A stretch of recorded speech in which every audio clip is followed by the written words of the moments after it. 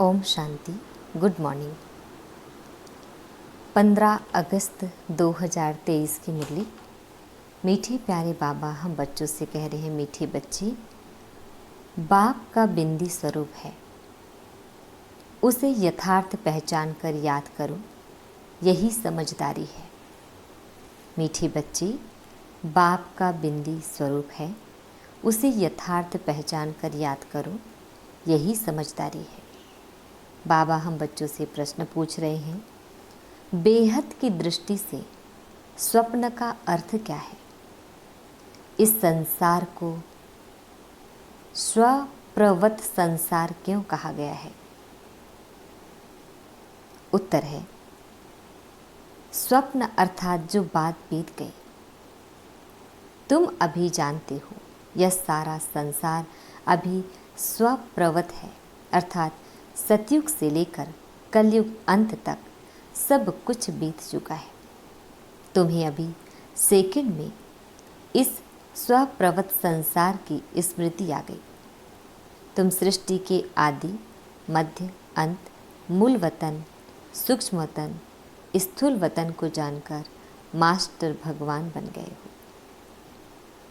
गीत है, कौन आया मेरे मन के द्वारे। ओम शांति। शिव बाबा अपने मीठे मीठे बच्चों सिकिल दे सालिग्रामों को बैठ समझाते हैं। सालिग्राम ही शिव बाबा के बच्चे ठहरे ना। बच्चे जानते हैं कि हमको वह पढ़ाते हैं, जिनको रिंचक भी कोई जानते नहीं है। शिव के मंदिर में जाते हैं, परंतु वहाँ तो इतना बड़ा शिवलिंग देखते हैं, या थोड़े ही समझते हैं कि हमारा बाबा बिंदी है। जो बच्चे शिव बाबा को इतना बड़ा समझ याद करते हैं, वह करते होंगे, वह भी भोले हैं, क्योंकि वह भी रॉन्ग है। बाप समझाते हैं कि मैं बिंदी हूँ। अब बिंदी को कोई क्या समझ सके? भल कोई कहते हैं अखंड ज्योति स्वरूप है, फलाना है, परंतु नहीं, वह है बिंदी। उनको याद करना बड़ा मुश्किल है, घड़ी घड़ी भूल जाते हैं। भक्ति मार्ग में आदत पड़ी हुई है, शिवलिंग पर फूल चढ़ाने व पूजा करने की तो वह याद रहता है, परंतु यह घड़ी घड़ी भूल जाते हैं कि हमारा बाबा बिंदी रूप है। सारे ड्रामा में उनका जो पार्ट है वह बजाते हैं। बिंदी की बैठ महिमा करेंगे क्या कि सुख का सागर है, शांति का सागर है। कितना छोटा बिंदी रूप है। बच्चे पूछते हैं, किसको ध्यान में रखें? इन बातों को तो समझदार ही समझ सके, नहीं तो वही शिव का लिंग याद आ जाता है। श्री कृष्ण तो अच्छी रीति बुद्धि में बैठ सकता है, या तो है बिंदी। गीत में भी कहते हैं कि याद करो तो याद ना आए, फिर वह सूरत कैसी है। यह भी वंडरफुल है। इतनी छोटी बिंदी है, ज्ञान का डांस करते हैं। कहा जाता है यह स्वप्नों का संसार है। बीती हुई बात को स्वप्न कहा जाता है। स्वप्रवत संसार जो बीत गया है वह तुम्हारी बुद्धि में आता है। सारा ब्रह्मांड, मूल वतन, सूक्ष्म वतन, सतयुग, त्रेता, द्वापर सारा स्वप्न हो गया। जो पास्ट हो जाता है वह स्वप्न हो गया। अब कलयुग का भी अंत है। यह स्वप्रवत संसार हुआ ना, वह हद के स्वप्न आते हैं। तुमको बेहद का बुद्धि में आता है। सूर्यवंशी, चंद्रवंशी भी सब स्वप्न हो गया। इसको कहा जाता है स्वप्नों का संसार। इतना राज और कोई नहीं जानते सिवाय तुम बच्चों के। सतयुग में कितने अथाह सुख थे, वह सब पास्ट हो गए। अभी तुम बच्चों की बुद्धि में आदि, मध्य, अंत का पूरा ज्ञान है। एक बाप की ही याद रहनी चाहिए। बाप को समझाते हैं और कोई समझा न सके। तुम्हारी बुद्धि में स्वप्नों का संसार है। यह पास्ट हो गया। बुद्धि जानती है ना, तुमको ऊपर से लेकर सारी नॉलेज बुद्धि में है, आदि से अंत तक की। तुम अब त्रिकालदर्शी त्रिलोकीनाथ बन गए हो। त्रिलोकीनाथ बनने से तुम जैसे भगवान हो जाते हो। भगवान बैठ तुमको शिक्षा देते हैं। सेकंड में स्वप्न आता है ना, तो सेकंड में तुमको सारा याद आना चाहिए। बीज और झाड़, बाबा भी कहते हैं, आदि मध्य अंत का मेरे पास ज्ञान है। इसलिए ही मुझे ज्ञान का सागर, नॉलेजफुल, जानी जाननहार कहते हैं। जानते हैं हर एक की अवस्था ऐसी ही रहेगी। एक एक की अवस्था को हम क्या बैठ जानेंगे। जो अवस्था कल्प पहले थी उस अवस्था में है, सो तो तुम भी जानते हो। पुरुषार्थ कराने के लिए कहते हैं, अच्छी रीति पुरुषार्थ करो। अभी तुमको स्वदर्शन चक्रधारी बनना है। तुम जानते हो यह पास्ट हो गया है। ऐसे देवताएं राज्य करते थे, फिर आकर राज्य करेंगे। पास्ट, प्रेजेंट, फ्यूचर यह याद करते रहेंगे। उनको ही स्वदर्शन चक्र कहा जाता है। शिवलिंग को याद करने में तो हीरे हुए हैं। तो समझते हैं कि बाबा ज्योतिर्लिंगम है। बिंदी कहे तो मूंझ पड़े। वह समझते हैं आत्मा छोटी है, परमात्मा बड़ा है। अभी तुम बच्चे जानते हो, इस कलयुगी दुनिया में इस समय देखो भपका कितना है। इसको माया का भपका कहा जाता है। माया का पांप है। कहते हैं ना, अभी दुनिया कितनी अच्छी बन गई है। बड़े बड़े महल बन गए हैं। अमेरिका का कितना भपका है। चीज़ें कितनी नफीस आकर्षक बनती है। हम समझते हैं कि यह तो मुलम्मे की चीज़ें हैं जो अभी ख़त्म हो जाएगी। दिन प्रतिदिन बड़ी बड़ी इमारतें, डैम्स आदि ऐसे बनाएंगे जैसे बिल्कुल नई दुनिया है। मायावी पुरुष है ना। आसुरी संप्रदाय का भपका है। यह सब है तिलस्म, जादू। अभी गया कि गया। बड़े बड़े साइंस घमंडी जो है, उन्हों की बुद्धि में है कि यह सब खत्म हो जाएंगे। एक दो को कह देते हैं, तुम इंटरफेयर ना करो, नहीं तो सब खत्म हो जाएंगे। अमेरिका अपने को बलवान समझता है, तो ज़रूर सेकंड नंबर में भी कोई होगा जो सामना करे। गाया हुआ है, दो बिल्ली लड़ते हैं। यादवों ने अपने कुल का विनाश किया, तो वह दो बिल्ली हुए ना, वही प्रैक्टिकल हो रहा है। तुम बच्चे जानते हो, आगे भी इस समय तुमने ही नॉलेज ली थी, अब भी ले रहे हो। बाप आकर सारी नॉलेज समझाते हैं। जैसे बाप की बुद्धि में है, वैसे तुम बच्चों की बुद्धि में भी है। शिव कहा जाता है बिंदी को। आत्मा में भी सारा पार्ट है। तुम्हारा है ऑल राउंडर पार्ट, सतयुग से लेकर कलयुग तक।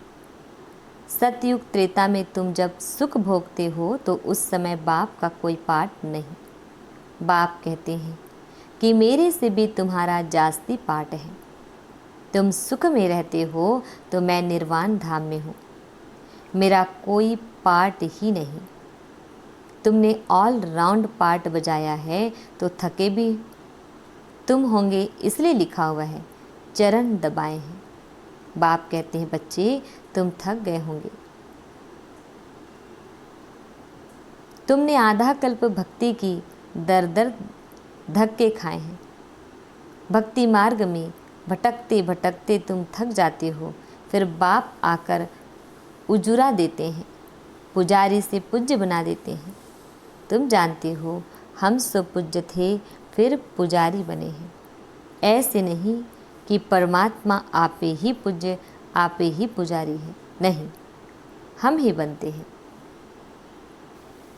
भारत ही अविनाशी खंड गाया जाता है। भारत है शिव बाबा की जन्मभूमि। जन्मभूमि पर ही मनुष्य कुर्बान होते हैं। कांग्रेसियों ने भी देखो कितना माथा मारा जन्मभूमि के लिए, फॉरेनर्स को बाहर निकाल दिया। जन्मभूमि स्वर्ग थी, फिर 5 विकारों रूपी माया ने आकर हक किया है। हम रावण को बड़ा दुश्मन समझते हैं। यह कोई भी नहीं समझते कि बड़े ते बड़ा दुश्मन माया रावण है, जो हमारी राजाई खा गया है। यह जैसे कि गुप्त चूहे मुआफिक फूंक देता और काटता रहता है, जो किसको पता भी नहीं पड़ रहा है। काटते काटते एकदम दिवाला मार दिया है। किसको पता नहीं है हमारा राज्य भाग्य छीन लिया है। कोई को पता नहीं है हमारा दुश्मन कौन है, हम कंगाल कैसे बने। माया बड़ा चूहा है। आधा कल्प खाते खाते भारत को कौड़ी जैसा बना दिया। बड़ा ही बलवान है। अभी फिर तुम चुपके से उस पर जीत पा रहे हो। तुम जानते हो कि हम कैसे गुप्त रीति राज्य ले लेते हैं, जैसे गुप्त रीति गंवाया है, पर लेते भी गुप्त रीति से। कोई भी नहीं जानते अभी फिर इस पर जीत पानी है। कितने महीन राज है। बाबा की मदद से हम फिर से राज्य भाग्य लेते हैं। कोई हाथ पाँव नहीं चलाते हैं। गुप्त रीति से हम अपना बेहद के बाप से वर्षा लेते हैं, जो आधा कल्प रहेगा। वह चूहा माया तो आहिस्ते आहिस्ते खाता है, और तुम अभी राज्य एक ही बार ले लेते हो 21 जन्म के लिए। 84 जन्मों का राज भी तुमको समझाया गया है। इतने इतने जन्म लिए हैं। तुम जानते हो सतयुग में हमारी आयु बहुत बड़ी थी, फिर अपवित्र भोगी बनते हैं तो द्वापर कलयुग में 63 जन्म लेते हैं। यह बाबा बैठ समझाते हैं। कल्प कल्प माया ऐसे राज्य लेती है, फिर हम उनसे लेते हैं। गीत में गाते तो हैं, कौन देश से आया कौन देश में है जाना, परंतु समझते नहीं हैं। तुम तो जानते हो आत्मा किस देश से आई है, क्यों आई है। सारा चक्र सृष्टि में है। सारे ड्रामा में हीरो हीरोइन पार्ट है। शिव बाबा का शिव बाबा के साथ पार्टधारी कौन कौन है। पहले पहले जन्म देते हैं ब्रह्मा विष्णु शंकर को, फिर तुम बच्चों को। तुम बाप के साथ मददगार ठहरे। बाप अपना पार्ट बजाकर अपने धाम चले जाते हैं, और तुम मददगारों को भी साथ में मुक्ति धाम में ले जाते हैं। तुम मुक्ति धाम जाकर फिर जीवन मुक्ति में चले जाएंगे। कितना अच्छी रीति बुद्धि में रखना चाहिए। तो यह है सपनों का संसार जो बीत गया। तुम जानते हो कि सतयुग त्रेता में देवी देवताएं रहते थे, अभी नहीं है। गीत का कितना गुह्यराज है। कैसे सपनों का संसार बुद्धि में लेकर बैठे हैं। सारा चक्र कैसे फिरता है। जो नॉलेज बाबा में है वह हमारे में भी है। बेहद के बाप में ही यह सारी बेहद की नॉलेज है। बच्चे जानते हैं यह भी स्वप्न हो जाएगा। यह बड़ी समझने की और समझाने की बातें हैं। सतयुग त्रेता में यह बातें किसकी बुद्धि में नहीं होती। गुह्य पॉइंट्स मिलती रहती है। बुद्धि में सारा चक्र रहना चाहिए। भक्ति मार्ग क्या है, कब से शुरू होता है, इससे कुछ भी फायदा नहीं हुआ। भक्ति करते करते नुकसान में ही आ गए हैं। अब फिर से तुम कौड़ी से हीरे जैसा बनते हो। माया कौड़ी मिसल बना देती है। बाबा ज्ञान डांस सिखा लाते हैं, फिर वहाँ जाकर तुम डांस करेंगे। यह बातें बड़ी वंडरफुल, जानने लायक है। यहाँ की रस्म रिवाज वहाँ बिल्कुल नहीं होती है। वह है ही वाइसलेस वर्ल्ड। वह माया का नाम निशान नहीं होता। पहले तुम बाबा को याद करो, वर्षा तो ले लो, बाकी वहाँ की रस्म रिवाज जो होगी वही चलेगी। वहाँ की रस्म रिवाज सब नई होगी। वहाँ यह उत्सव आदि होंगे नहीं। यहाँ गमी उदासी रहती है।